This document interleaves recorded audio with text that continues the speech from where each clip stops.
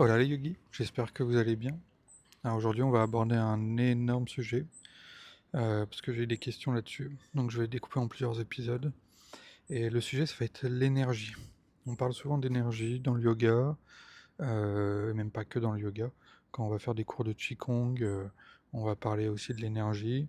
Quand on va faire de la méditation, on va parler aussi d'énergie parfois. Donc je vais déjà commencer par donner un petit peu mon interprétation de l'énergie. Pourquoi mon interprétation? Parce que j'étudie différentes, philosophies, différentes sources. Donc, à partir de tout ça et à partir de mes pratiques, de mes ressentis, je vais vous amener, on va dire, ce que pour moi est l'énergie, aujourd'hui.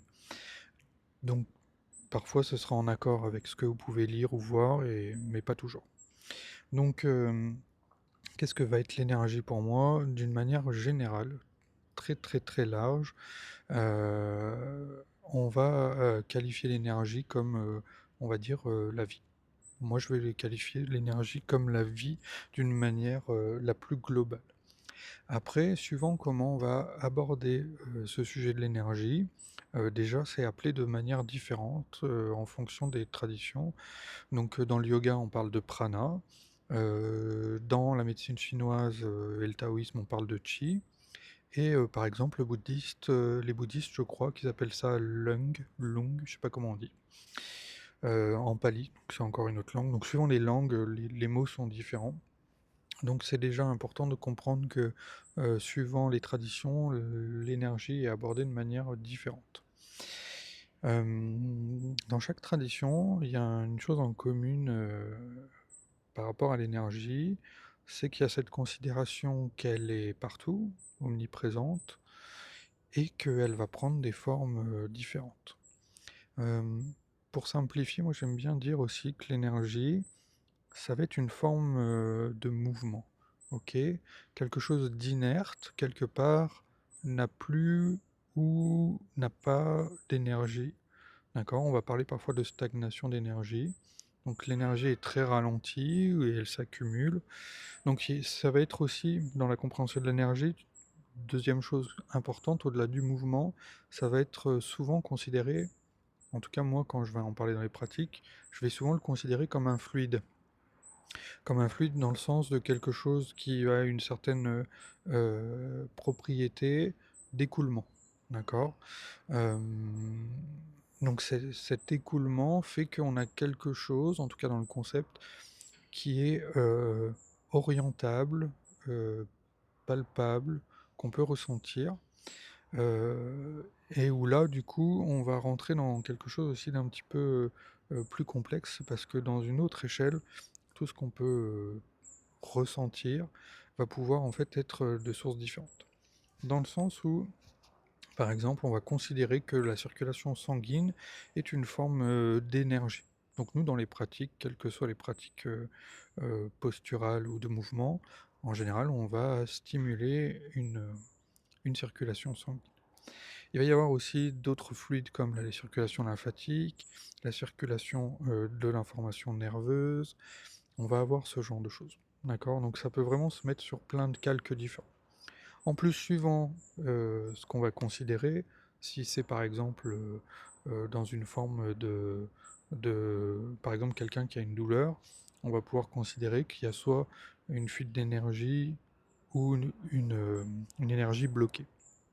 Par exemple, dans les postures de yoga, moi dans les outils que j'utilise, quand je vous observe en train de pratiquer, je vais identifier les endroits où il y a une fuite d'énergie, c'est-à-dire que ça peut se représenter par exemple pour un manque d'engagement physique, mais ça peut être aussi un manque d'engagement énergétique.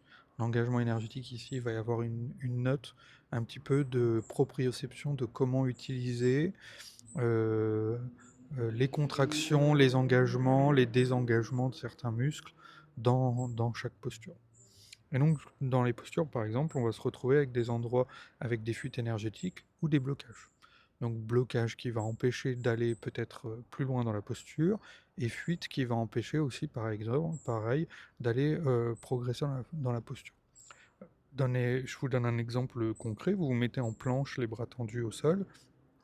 Si vous avez, les hanches par exemple qui se laissent tomber, d'accord, que vous n'arrivez pas à le tenir, on va considérer qu'il y a une fuite énergétique dans la zone des hanches parce qu'il y a un maintien qui n'arrive pas à être fait. Donc ça, c'est assez pragmatique et assez logique à comprendre.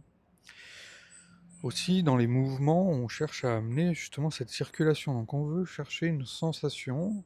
Donc là, on va être sur des énergies plus, on va dire, un peu plus subtiles, qui vont être des énergies liées à la proprioception et ressentir, par exemple, quand on va venir, par exemple, tendre le bras vers l'avant et donner une forme d'étirement. Là, quand je le fais, dans cet étirement, je vais sentir que j'envoie une énergie vers l'avant.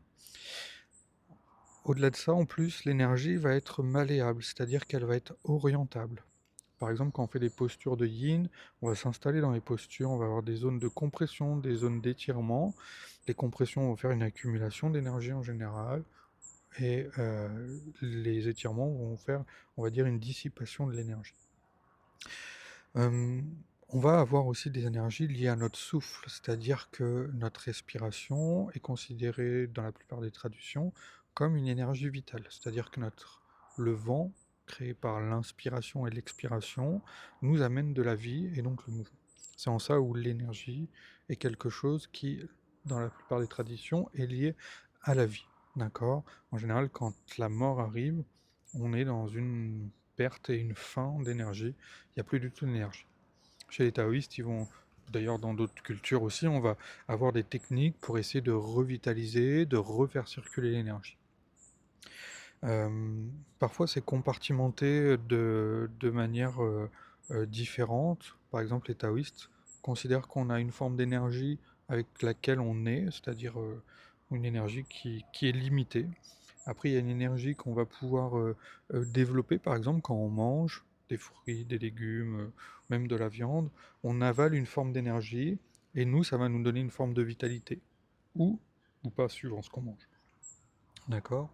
Mais tout ce qu'on va faire dans la vie, du coup, ne va être qu'une histoire d'échange, d'accord? Et dans lequel ça va nous permettre de cultiver ou non la vie. Donc quand il y a des pathologies, des maladies, souvent on va exprimer qu'il y a quelque chose, extérieur ou intérieur, qui va nous empêcher de pouvoir euh, garder cette vie de manière équilibrée. Ok, souvent on va parler de déséquilibre. Donc l'énergie va être quelque chose de très vaste dans la compréhension. Et donc, voilà, pour répondre à la première question, un petit peu qu'est-ce que c'est l'énergie?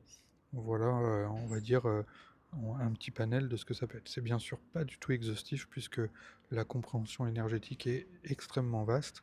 Donc voilà, je vais répondre à d'autres questions pour la suite pour essayer d'étoffer un petit peu ces premiers exemples.